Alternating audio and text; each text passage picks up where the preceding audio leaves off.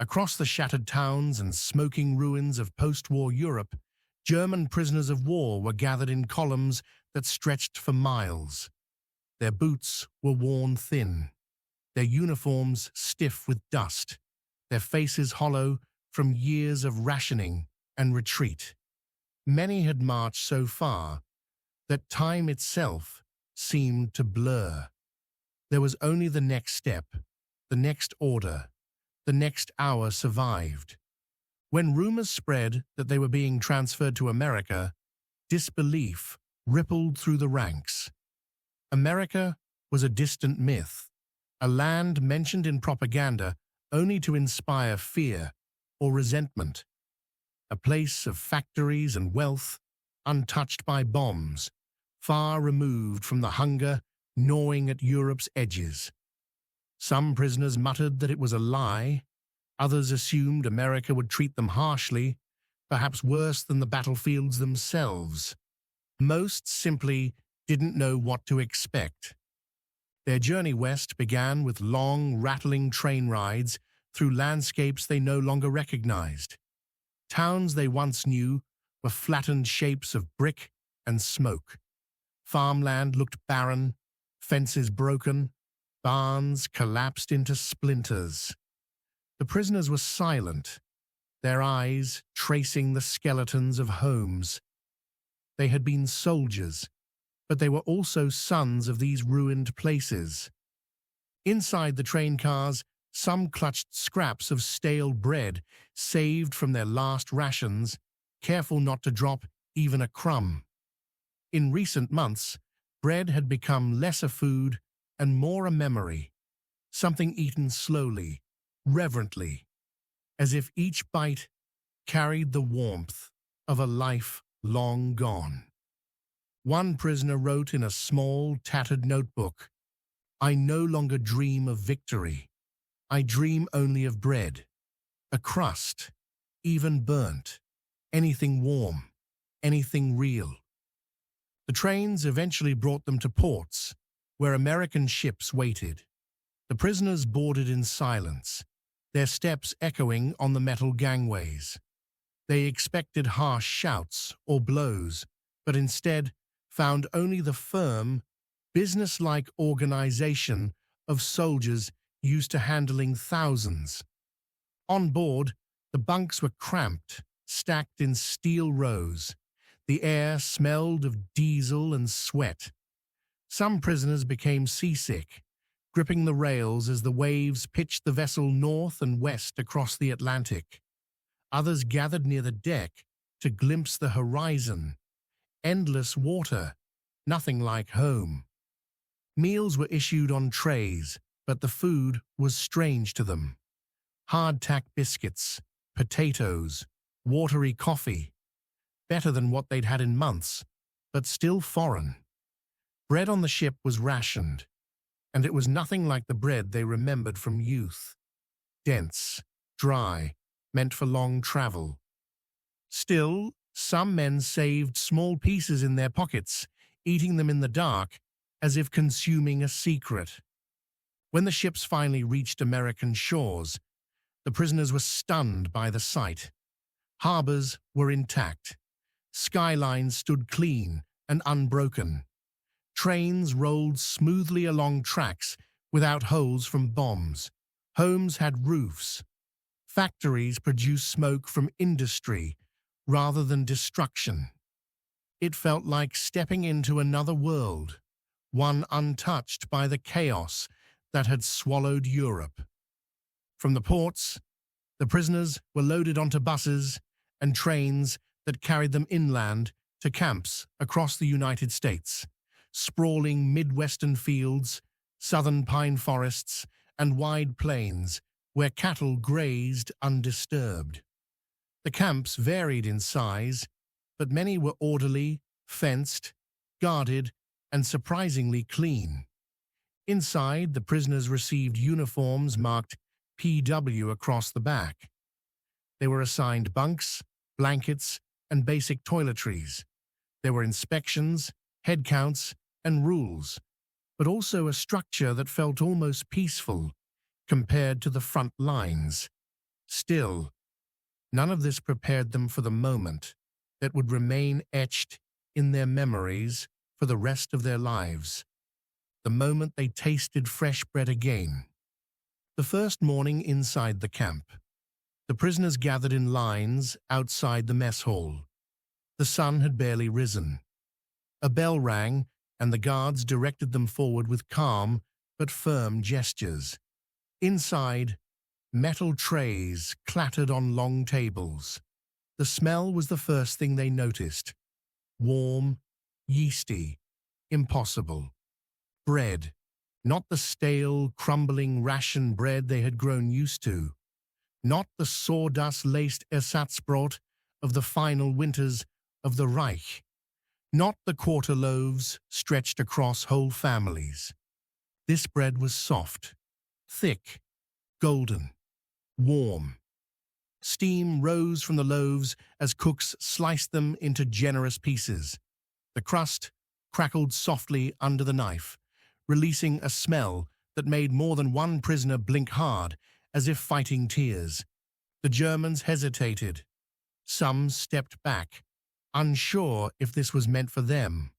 Others stared, unable to explain the mixture of longing and disbelief tightening their chests.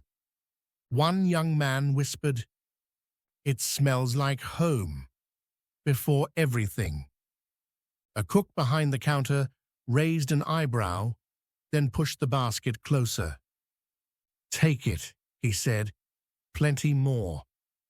The words were strange, almost incomprehensible. Plenty? More? Bread had not meant plenty in Europe for years. Slowly, cautiously, the prisoners reached out and took their portions. Some held the slices as if they were fragile artifacts. Others inhaled deeply, tears gathering at the corners of their eyes. A few were so overwhelmed they could not eat right away. At the wooden tables, the men finally tasted the bread. It was soft, still warm, light, almost sweet, compared to the coarse, bitter ration loaves of the Reich. For some, the first bite was too much. A man from Cologne lowered his head into his hands and wept silently. Another stared at the ceiling, blinking quickly as if seeing memories rise with the steam. A diary entry found years later captured the moment. "The Americans gave us bread, real bread. I did not know how much I had forgotten. The smell, the softness, the warmth. I tasted it and felt like a child, as if the war had paused for a breath." Unexpectedly, silence hung over the room.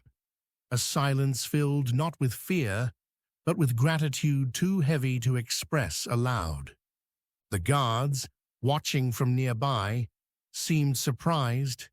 One whispered to another, "They're acting like they've never seen real bread before." The other guard replied quietly, "Maybe they haven't."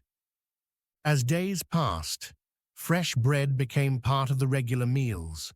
White rolls, sliced loaves with butter, biscuits in the mornings, cornbread on occasion, and sometimes soft wheat bread still warm from camp bakeries. For men who had scraped burnt crumbs from bombed-out ovens back home, it felt unreal. Inside the barracks, conversations changed. Not about war, not about defeat, not about uncertainty, but about bread. Someone would whisper, "Tomorrow," they said, "there might be rye." Someone else would murmur, "The rolls today were soft. Did you feel that?" Another would simply sit with eyes closed, savoring a stolen memory. The bread became more than food. It became a symbol of life continuing, of dignity restored, of a world where not everything was destroyed. But along with gratitude came a strange tension. Bread, once a simple part of life, now carried the weight of everything lost. Some prisoners ate quickly, almost desperately, as if the bread might disappear the moment they blinked. Others rationed their slices, tearing off tiny pieces to make it last as long as possible. A few hid extra bread in their lockers, afraid the abundance was temporary, a trick their minds refused to trust. When guards discovered the small stashes, they didn't punish the prisoners. They simply said, "You don't need to hide it. There will be more tomorrow." But tomorrow was not something the prisoners had relied on for a long time. In letters home, heavily censored but still heartfelt, some prisoners wrote, "They feed us well here. Mother, don't worry. Today, we ate bread that tasted like Sundays. I feel guilty writing this. You have nothing, and I have more than I can finish." That guilt became another burden. Back in Germany, families survived on thin rations and scraps. Cities were rubble. Children dug through ruins for grain spilled from collapsed warehouses. Bread was life, and life was scarce. Meanwhile, their captured sons were gaining weight, their faces filling out, their stomachs no longer aching. The irony was not lost on them. Work assignments soon followed. The Germans were put to labor on farms, in forestry camps, repairing fences, harvesting crops. In many places, American farmers and guards treated them with a civility that continued to surprise them. Some farms baked their own bread and shared it with POWs during lunch breaks. A few prisoners later recalled being given sandwiches thick with butter, something they had not tasted in years. One man wrote, "The bread here is light. Ours used to be heavy. When I eat it, I feel something loosen in my chest." American civilians, too, sometimes express shock at how thin the German soldiers were when they first arrived. Hollow cheeks, sunken eyes, ribs visible beneath uniforms. One farmer's wife reportedly gasped and said, "My goodness, do they feed you at all over there?" The prisoners had no easy answer. Over time, the simple act of eating fresh bread every day did something unexpected. It softened them, not toward American policy or politics, but toward the idea that humanity could still exist in unlikely places. Bread had become a quiet bridge. There were still guards who kept their distance, still tension, still the reality that these men were prisoners. But in the mornings, when warm bread was placed on trays and the dining hall filled with the soft crackle of crust breaking beneath hungry fingers, something shifted. Not dramatically, not all at once, but enough. Enough to remind them they were human.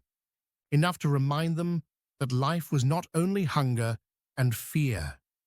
Enough to make them wonder what would remain of this feeling once they returned home.